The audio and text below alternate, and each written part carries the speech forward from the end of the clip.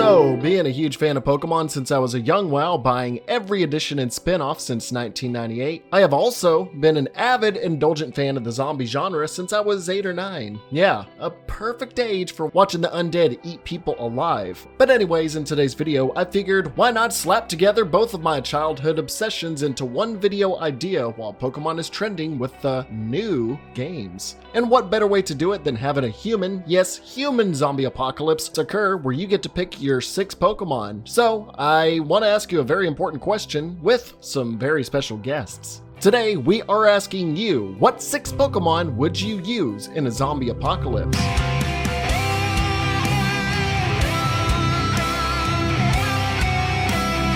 Let's say you're in the midst of a zombie outbreak, maybe a few weeks in, and you have barely scraped by, and you suddenly stumble on a Poke PC from an alternate dimension where you can select any 6 Pokemon you wish to be transported to you and make a team from. You will need to compose a roster that will not only fight the reanimated, but also make and reinforce shelter, create or manage a food or water source for you and your team's continued survival, and keep you safe for the foreseeable future. So basically, keeping into account everything you will need to survive and thrive. As for the zombies themselves, to make things more interesting, let's say they are the undead stereotype, only really killing them by either removing the head or destroying the brain type, while also not rotting or decomposing for years. They can still run at a hellishly fast pace, where a single bite can infect you and have you white out to become another drone in the undead horde. Also, there are no zombie Pokemon, as the virus is only transmittable between humans via a bite. So no creepy fanfiction of zombie Pokemon or theories of bringing ghosts back from the dead when they are already dead,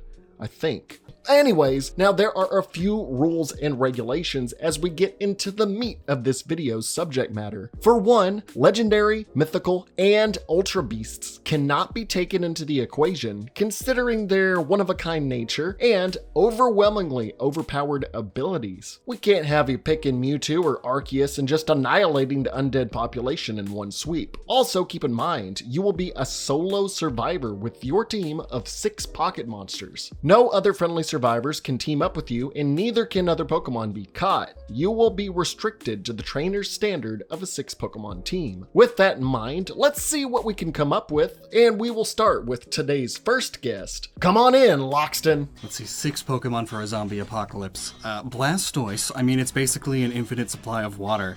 Also, just blast away whole hordes at a time. It can split concrete and steel with those. So like, ooh, a horde of zombies. Ooh, now it's a horde of half zombies. That easy.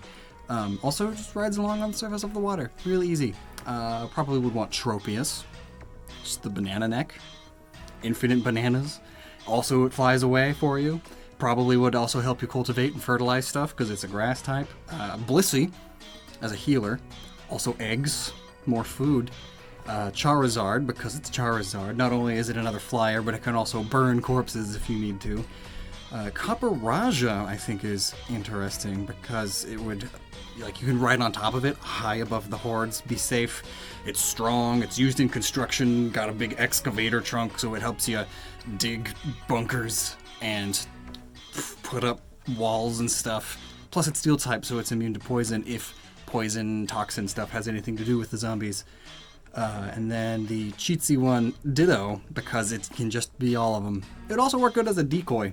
He's like, oh, I'm over here. Oh, now Ditto's over there being a thing. And then when the zombies get close to Ditto, it just turns into a bird and flies away. Yeah, hey, Ditto, I need a baseball bat. Or, hey, Ditto, I need a key to get into this room. You know? It's cheating. But if no Ditto, probably just a Pikachu. Electricity. There's all sorts of tech in the anime where they just hook Pikachu up to a machine and then the machine works.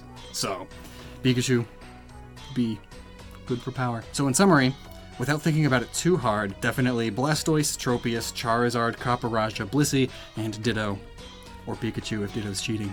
That's right, we're gonna cheat. Oh, looky here, we got another guest. It's Mr. Dobbs himself. Yo, what's up? It's Dobbs, and okay, so we're in a zombie apocalypse. What are the 6 Pokemon that I'm gonna choose? Well, first off, I'm gonna choose a ferret because I freaking love ferrets, and ferrets just make me happy, you know? I wanna be happy during a zombie apocalypse. The next Pokemon is going to be Gardevoir because it is said that Gardevoir will do anything for their trainer to protect them. And also, its Pokédex entry states that it can read the future and it can sense impending danger. So if there's zombies coming up to us, then Gardevoir can just let me know and it can create a black hole and just suck them all up and make them disappear. Third Pokemon, Miltank, because free milk, and I like drinking milk. It's very high in calcium, and I need my bones to be strong for punching zombies in the face and such. And also, if I find some cereal laying around, I can put some milk in it and eat it, and it will be an enjoyable meal.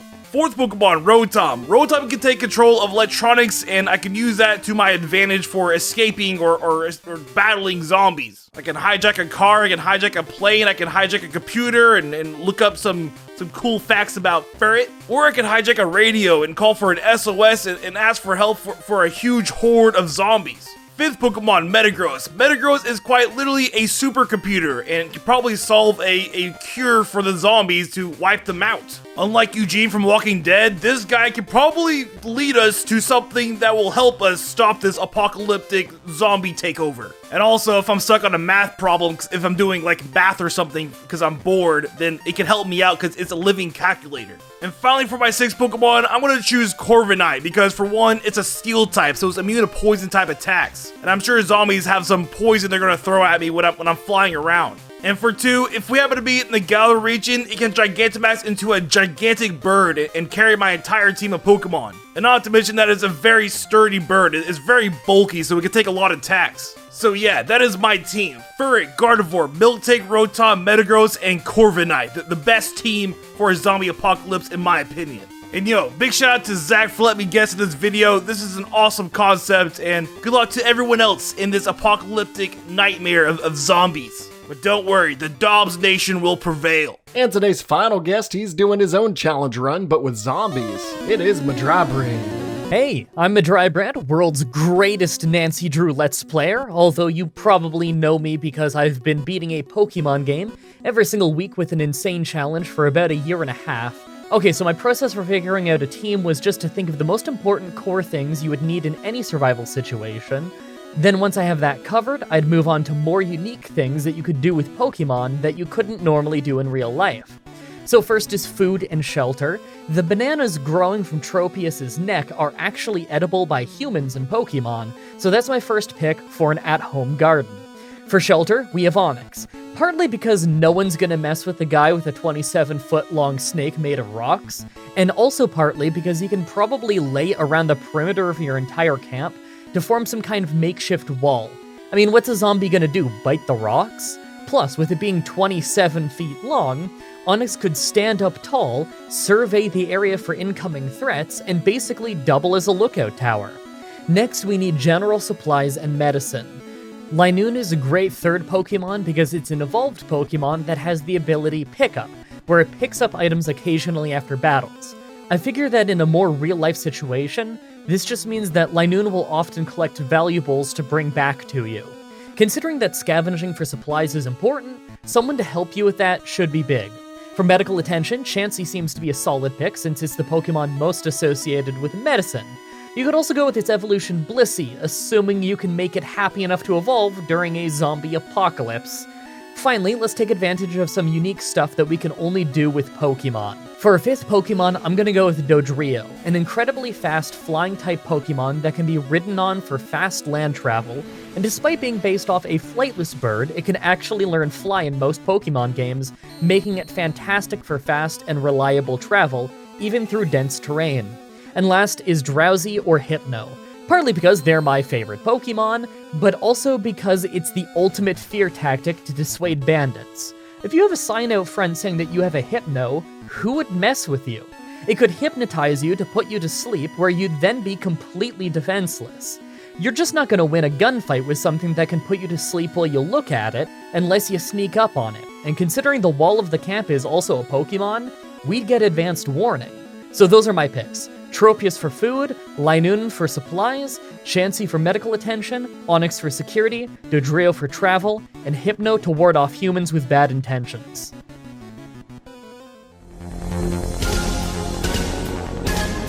Alrighty, with those gentlemen out and their teams now in order, it's my turn. For me, myself, well, without getting into it too much at what the other gents have said they want on their team, I said I would have to go with Scyther first. Having an agile giant bug that I can ride long distances on is a plus, but I mean, you know the reason why I picked it. It has freaking scythes for hands! Easy for dismembering and lopping zombie heads off on the fly while keeping a distance. It can also be perfect for cutting down trees for lumber, for fires, and making homes. Funnily enough though, I was gonna pick Scizor because he's all metal and stuff, but I already had my thumbnail artist, Raymond, which shout out to him for the awesome thumbnail. Check out his stuff and great music below, but I told him Scyther and not Scizor, so I had to stick with what was on the thumbnail. I don't want to be considered clickbait. But hey, my boy Scyther does get the job done with much sharper blades, just not being totally resistant to bites. However, my next pick, Skarmory, can do just that. Being a steel bird that cannot be ripped open via human teeth and strength, I can ride long distances with him in the sky, seeking out sources of water, looking for high ground. It's just really good for scouting out for safe areas and making escapes much easier, while it also is able to cut through hordes of zombies with its razor-sharp wings and talons with ease.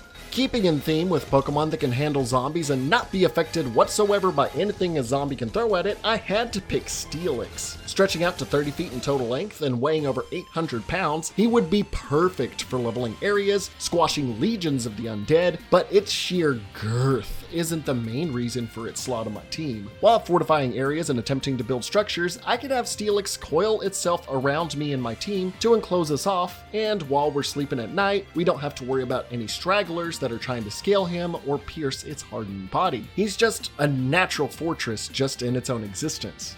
Next is having a loyal companion with multiple purposes. At first, I was gonna pick Litten, since I love cats. I have 3 of my own. Look at them, they're so freaking cute. But frankly, I'll need something with a bit more size and firepower, so I lean towards Houndoom. And no, I'm not picking Incineroar. I just don't like his final evolution, a furry fire wrestler. Houndoom will be perfect for starting fires to cook with, boiling fresh water, burning zombies away, and cremating them so they don't pollute soil, water, and more with their rot.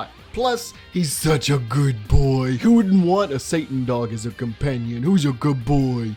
But besides Pokemon for killing zombies, disposing of them, and making safe havens, we still need to eat and drink regularly. That's where my final 2, Tropius and Miltank, come into play. Tropius, which I'm sure has been used by everyone else at this point, has got them bananas growing on its neck. It can produce these fruits because of its natural photosynthesis that produces sugars for it more rapidly than a fruit-bearing typical plant. If in direct sunlight, it may produce fruit easier and faster instead of occasionally making for a good nutritional food source every few months if nothing else can be found, like resorting to eating other Pokemon.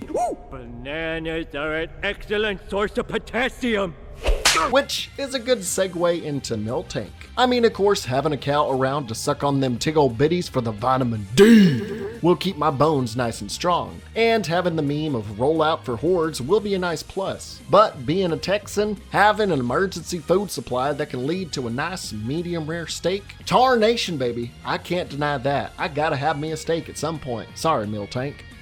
Well, that about wraps up some of our teams if a zombie apocalypse suddenly broke out and we could only choose 6 Pokemon to survive with. What would you choose to have on your team, to go solo with, and outlast it all? Remember, no legendaries, mythicals, or ultra beasts. And we'll say Ditto too, because Ditto is kind of unfair. Let me know in the comments. Special thanks to today's guests like Lockstin and Gnoggin, Dobbs, and Mah-Dry-Bread for giving me their time to discuss Pokemon and zombies. I had this idea almost 2 years ago, and funnily enough, Mah-Dry-Bread even recorded his lines literally a year ago to this day. So thanks for being patient, Bread. I didn't expect this video to take so long. Also, thank you to my donators here. Couldn't do it without any of y'all, and if you want to support, you can be on this list for next time. I'm going to be taking another big break now because I'm planning on a huge video project to end out the year. So stay tuned, stay wow, and catch 'em all, everyone. Have a good one.